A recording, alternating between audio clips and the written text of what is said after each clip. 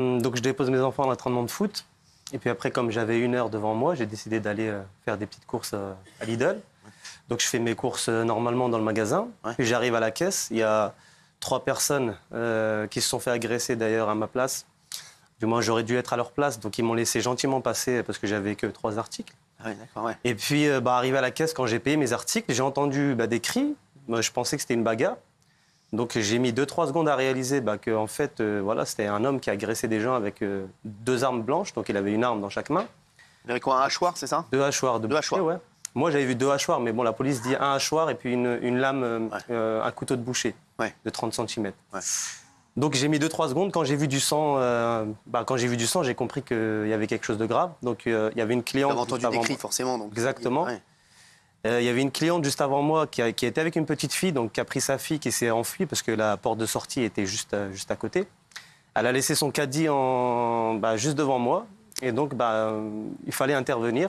Donc spontanément. Donc là, il était là, l'assaillant, il était quoi? Il était à quelques. Il était à 2 mètres. 2 mètres. Ouais, donc 2 mètres. là, il touchait tout ce qui bougeait. Il touchait tout ce qu'il y avait autour de lui. Puis les gens. Il disait quoi? Et rien. Rien. Et rien du tout. Il a même pas. Il a un pas coup parlé. d'un seul, on l'a vu, il a sorti des hachoirs, il a commencé à se mettre. Je pense qu'il avait déjà préparé dans le magasin, parce qu'il est rentré faire ses courses comme si de rien n'était. Il a blessé 4 personnes, c'est ça? Il a blessé 4 personnes, dont moi, et puis deux personnes à la caisse. Ouais. Puis une personne après, quand il est parti, une jeune fille, justement, une Belge qui venait pour la première fois faire ses courses en France. Elle s'est pris 2 coups de hache, pareil, elle est restée pétrifiée de peur devant lui.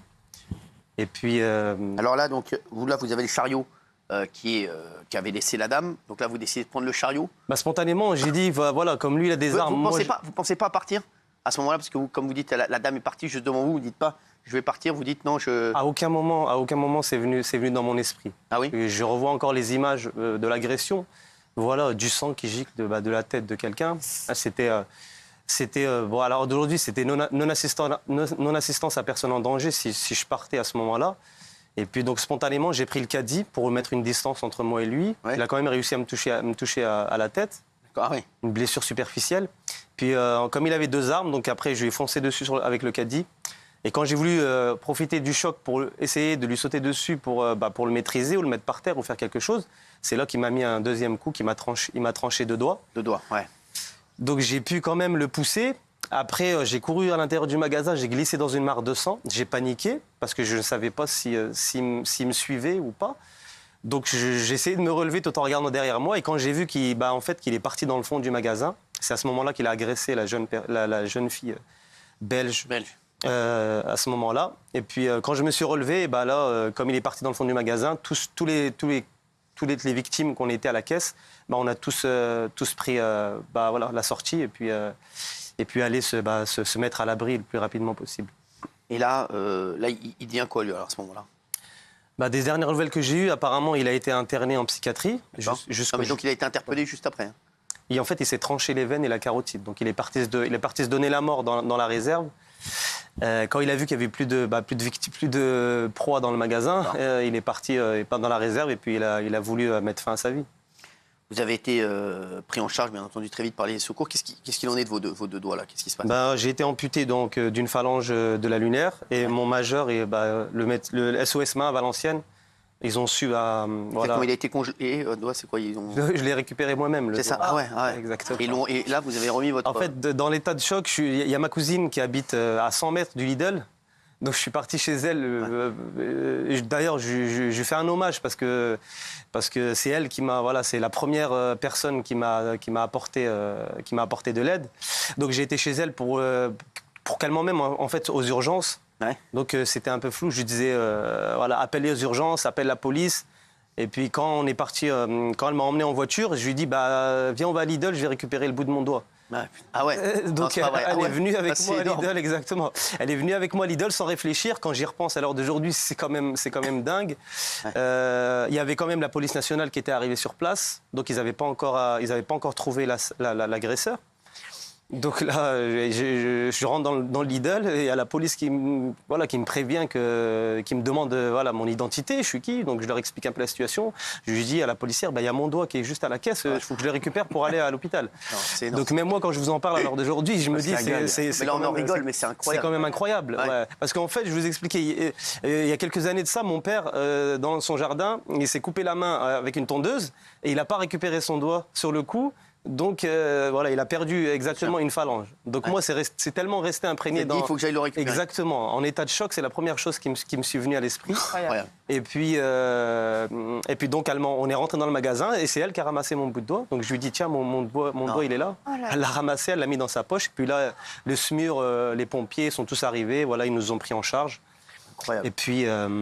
Ils l'ont mis dans la glace, non? Quelque chose? Ils l'ont mis dans la glace. Ils l'ont mis dans la glace, exactement. C'est ça. Mais et là, on te l'a regreffé? Ouais. En fait, comme j'avais des gants, comme j'avais compressé ma main assez longtemps, l'artère s'est bouchée, les vaisseaux sanguins sont bouchés. Donc le chirurgien m'a dit, on peut essayer de remettre le doigt, mais ça sera un bout de phalange morte au bout de la main, quoi. Oui, oui. Et puis si la greffe marche pas, s'il n'est pas alimenté, il faudra refaire une amputation. Donc refaire. Donc moi, il m'a donné le choix et j'ai dit, autant, voilà. Autant le laisser couper, quoi. Exactement, autant amputer et puis ça sera moins désagréable. Ouais. C'est incroyable votre histoire, franchement, bravo à vous. Et Quel sang-froid. Je sais que...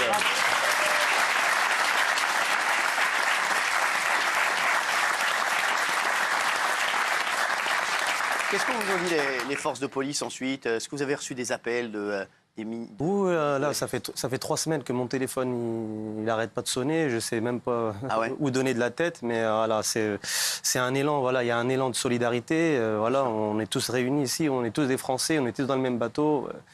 Est-ce que vous allez avoir une distinction? Je ne sais pas du tout. Je sais pas. Parce que c'est vrai que voilà. Il mérite. Bien sûr, c'est incroyable. Ça vous ferait plaisir ou pas?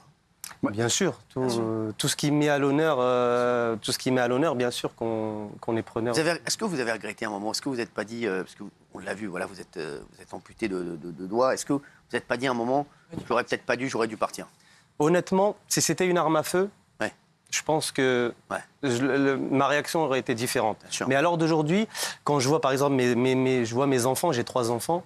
Je leur fais d'ailleurs un gros bisou à mes enfants. Oui, voilà, ils disent que je suis un héros. Quand on sort dans la rue, ils disent voilà, c'est mon papa, c'est le héros. Ouais. Donc voilà, c'est aussi pour eux un exemple, un exemple à suivre. Et puis pour vous êtes un exemple. Bravo, pour tous les jeunes. Et puis si demain,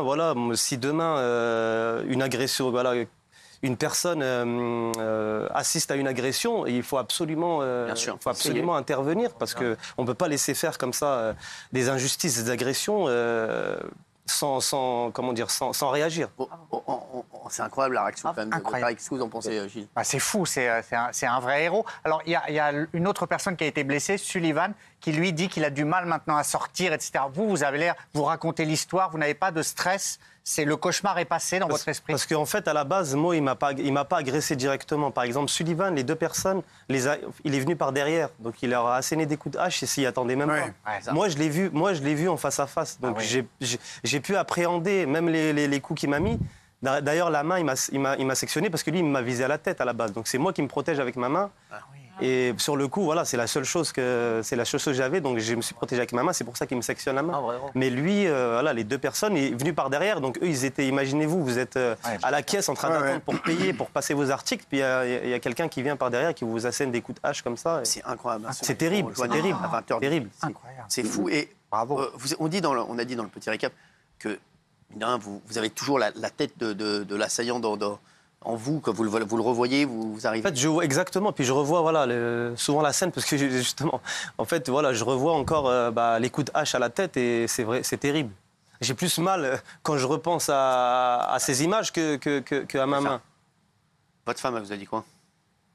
C'est la première à m'avoir fait un hommage en tant qu'héros, donc je l'embrasse aussi. On l'embrasse aussi. J'embrasse. Elle vous a pas dit t'es fou, t'aurais pu, tu te rends pas compte? Non, parce que moi j'ai envie de penser que n'importe qui aurait réagi de la même façon que moi. Ça, c'est les vrais hommes. Ah oui. Parce que n'importe qui ne l'aurait pas fait. Moi, je suis toujours scandalisé quand j'entends dans le métro une femme s'est fait agresser. Il y avait personne 60 ne passagers, tout le reste. monde est parti dans le fond du train. Il suffirait juste que tout le monde se jette sur le mec et ça n'arriverait plus. Alors, c'est facile à dire, mais ça, c'est les vrais héros. Quand tes enfants disent que t'es un héros, moi, je te le dis, t'es un vrai bonhomme. Parce que y aller devant un hachoir, moi, j'aurais peut-être fait comme toi, une arme à feu, je me serais peut-être barré. Un hachoir, j'aurais peut-être été, mais ce que t'as fait, c'est très fort. Ça, c'est un vrai bonhomme. Il en faut des mecs comme ça.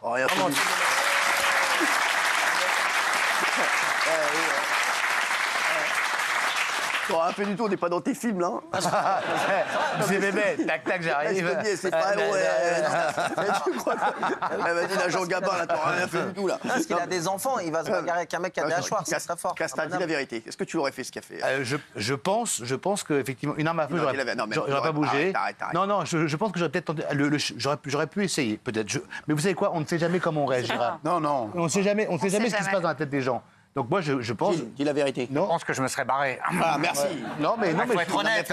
Mais c'est des c'est un héros. Jean Gabin et Ah oui. Gatsby magnifique, là. Non, mais arrêtez 2 minutes. Allez, on n'est pas tous des héros, Benjamin Raymond. Monsieur est un héros. Vous avez vu votre tête, vous n'êtes pas des héros. excusez-moi. Daniel, c'est incroyable. Je pense qu'on en a parlé tout à l'heure avec Tariq. Je pense que dans certaines situations, on ne réfléchit pas parce que c'est l'instinct de survie qui joue. Ouais. Partir, c'est pas la meilleure des choses à faire. Et d'ailleurs, ce qu'il donne comme anecdote, c'est que plus que la douleur, que la blessure, c'est retrouver son doigt. C'est-à-dire que l'instinct de survie, c'est qu'on est tous capables de s'en aller, on est tous capables de tuer quelqu'un, on est tous capables de faire des choses qu'on soupçonnerait même pas. Là, le chariot, tout ce qu'il a pu faire, il savait que de toute façon, s'il le faisait pas, il allait ramasser. C'est fou, hein, Guillaume. Moi, honnêtement, j'aurais fait ma couille mal, je pense que je serais parti. Mais franchement, ce qui me fascine, c'est qu'il a pas du tout eu peur. On a l'impression que vous avez même pas eu le temps d'avoir peur, en fait. Pas le temps. C'est ça? On n'a pas le temps. Comme j'ai dit, c'est une réaction spontanée. Donc, si on se met à réfléchir, voilà. Mort. Et le chariot aussi est providentiel, quoi. C'est-à-dire, t'as même pas réfléchi, tu t'es dit, je peux mettre quelque chose entre lui et moi, et t'as foncé dessus avec le chariot. Exactement. C'est magnifique. J'ai aussi la présence d'esprit, voilà. C'est ça. De prendre ce chariot que la dame a posé devant moi. Exactement. Donc, ça s'est organisé en un millième de seconde. je remercie Dieu d'avoir laissé ce caddie devant moi pour pouvoir intervenir. Parce que peut-être aussi, s'il n'y avait pas le caddie, peut-être que j'aurais aussi réagi J'espère qu'ils vous autrement. offriront les courses à vie, quand même. Ah ouais, c'est vrai. C'est vrai. D'ailleurs, chez Lidl, ils veulent plus payer les gens. Ils partent. En tout cas, j'espère que tu auras une distinction Bah oui, dans la prochaine promotion. La Légion d'honneur, Cyril. Il faut la Légion d'honneur. Bah oui, bien sûr. La Légion d'honneur. Non, mais il la mérite. De toute façon, même pour des distinctions, vu les gens qui ont été distingués cette année, n'aie pas de regret, l'année prochaine, ça sera mieux. Voilà, c'est...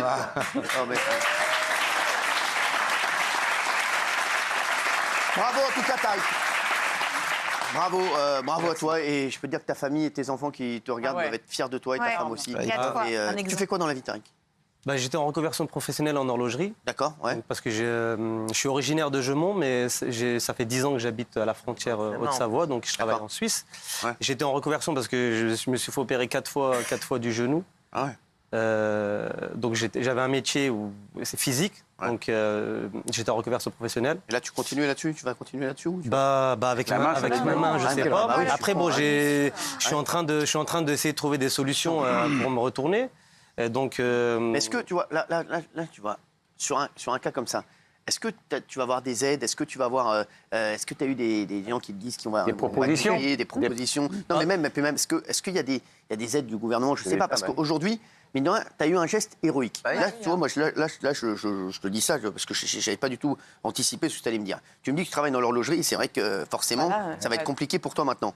Tu as eu un geste héroïque. Comment ça se passe aujourd'hui? Est-ce que, je pose la question, est-ce qu'aujourd'hui, peut-être, le pays va mettre en place quelque chose pour lui? Est-ce qu'ils vont essayer de lui trouver quelque chose? Est-ce qu'on va essayer de l'aider? Parce que c'est la moindre des choses, non? Le maire? Ou le maire, ou je sais pas. Et même si je peux me permettre, Lidl. Parce qu'il aurait pu y avoir un massacre s'il n'était pas là. C'est vrai, sans rigoler, ouais. On fait un appel à Lidl, même les autres, si vous voulez. J'adore Lidl, moi, en plus. Non, mais c'est vrai que j'aime bien Lidl, moi, en plus. J'ai été contacté par Lidl qui m'ont dit que leur assurance allait nous revenir vers moi assez rapidement. Oui, peut-être que tu as un truc à faire là-bas. On étudie toutes les possibilités. Très bien. En tout cas, tu nous tiendras au courant. Tariq, et bravo encore à toi. Bravo. Bravo, Tariq.